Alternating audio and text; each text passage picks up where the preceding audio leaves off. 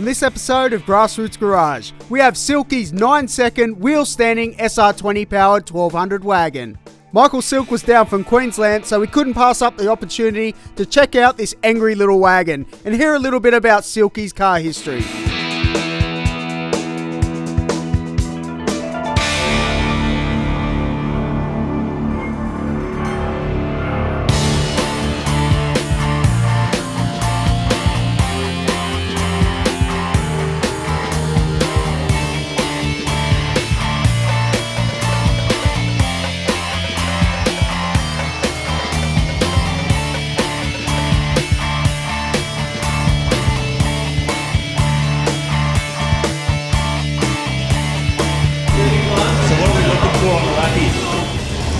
Just check the O2s and see, you know, like make sure nothing's lean, make sure nothing's going to kill itself. We can pull the log out of it, we can say, yeah, that's good. Put more in it if we want.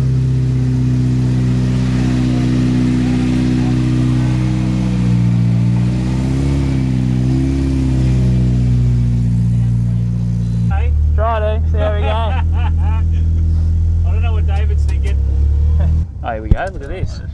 I just turned it down, that's beautiful. Welcome to GrassRoots Garage, I can talk normally now. We've got Silky in this stunning little 1200 wagon. Silky, thanks for your time, man. No worries, man. Alright, tell us about this car. It's a Datsun 1200 station wagon, Sr20 turbo, Powerglide Tri-Matic, Powerglide 2-speed box, has a Hilux stiff centre, it's mini-tubbed with split mono leaf rear suspension, set up for radial racing, so a 235 radial on it.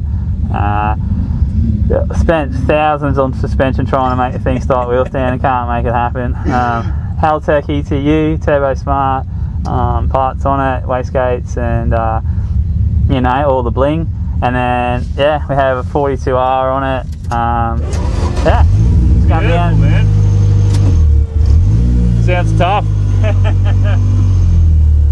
Tell me, come on, why Datsuns? I guess it's a family thing. My dad used to have some Datsuns and we sort of got involved in it, and I had a 1200 ute to start with. Actually, so that's a lie. I had a 1600 to start with, and then moved into 1200s because they were a little bit lighter, and had one just with a little A14 we used to race, and then sick.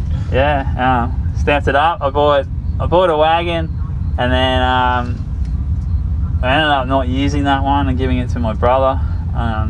And then we found this good shell and we just went at it. So Nice. Everything was done originally under my parents' house. So I cut the rear floor out, moved the rails in, and then modified the tunnels to Tri-Matic, and we cut the front out to sit the box because we couldn't get an engine and box in together. So we now just walk it straight in, and Magic. yeah, end up going too fast having a cage, and then we had a bolt-in cage, and then went 890s, well 880s, and then I went 890s. It was first 4-cylinder. I think it was the first car in the country on a 235 to run an 8-second pass. Jesus. Yeah, it only held it for like about 10 races until Scott Hoffman beat me, but that's alright, I was the first. Hey, that's it. Yeah. And then and went from there. We pushed it, ended up breaking the motor. So I let it sit because it wasn't just a simple fix, it was a complete motor. It threw a rod, and 3 years later my brother obviously became a fabricator, and we could do a lot more things, and he started his own business. So we decided we'd up the ante with the roll cage, put it to the strut towers. We had the front of the car straightened after all the wheel stands, and then welded it in, and then went from there. We just kept modding it, and I just kept breaking gearboxes, and so we ended up going to a C4, but to have a transmax reverse pattern, I didn't like it. I kept punching first gear to the top and over revving the engine and hurting the engine, so we deleted that, put a glide in it. Yeah, it's been pretty good since. So teething problems, guides splitting cases and things like that, but but now hopefully we've got something that's sort of a little bit reliable, and you know, nothing's reliable when you're trying to go fast, but you know, that's it, eh? So, yeah. All right, tell me, if I gave you an unlimited budget, what else would you do to the car? I'd probably change the engine to a V-headed engine. it seemed to be you had to make a lot more power and reliable for it. Then I'd still leave the glide and the way it sits, maybe try and trim it, but that's going to make it heavier. So other than that, not really much. Maybe I have toyed with the idea of changing the colour of the car, but yeah, I don't know, it's a big job. I don't really want to strip it again, so It's like it's a week of your life you never get back, eh? more than that. But yeah. There's no rust in this shell? You know, look, it's the 71 model and it does have its little bits and pieces. Like, it's pretty good, don't get me wrong, but it's had a really bad, it's lived in a shed and it was sweated really bad for a long time, and like, if you look down the sides it has sweat blisters and stuff. Obviously there's going to be rust under that, but you know, this paint's been on there for since 2003. Yeah. So it took me 3 years to build the car originally. I got it in '99. I have another Datsun 1200 Ute, and it's mini tubbed again, same wheels. I bought it, had a really nice paint and a motor and gearbox in it.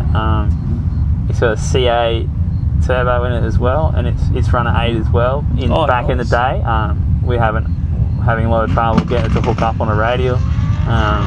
It's been so light in the back, but it's only early days. I've only had it out once. I haven't actually raced it. I let my brother race it because I wanted it at Jamboree, and can't race both cars, so yeah. But that might come on the market soon. I just sort of unlimited budget if I wanted to build something else. Probably I really like to get a HK Monaro, but yeah, nice. You know, make it something that's smoke the tyres when I wanted to, but cruise really nicely and just be able to drive it and not worry. Like, leave it sort of standard, but with everything strong. So nice. Yeah, like standard looking. Yeah, that's but yeah, I enjoy helping my mates out, trying to get them to go fast too. So yeah. Nice.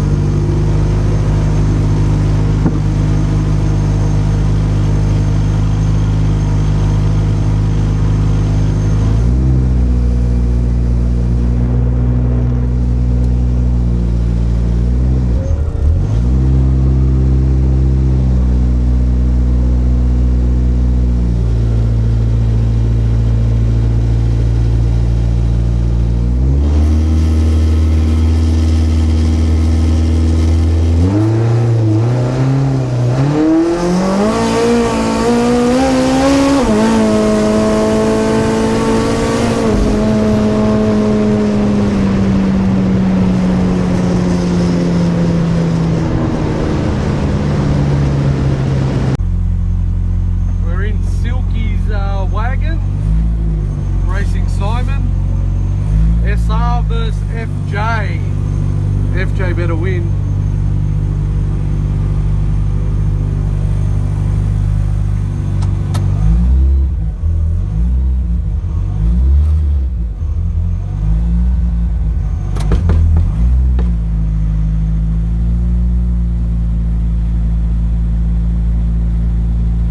My daddo's still sleeping.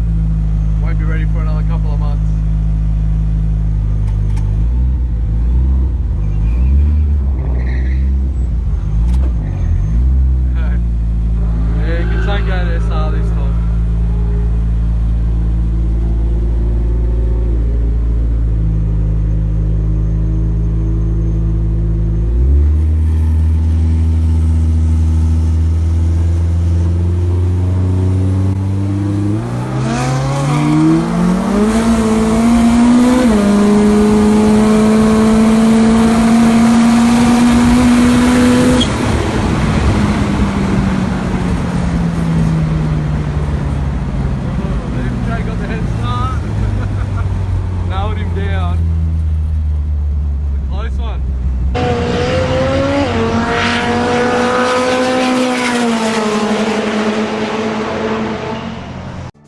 As always, thanks for watching, and if you haven't done so already, make sure you've subscribed to all of our social media pages, and most importantly, that sneaky YouTube channel. Pete and I really appreciate the support.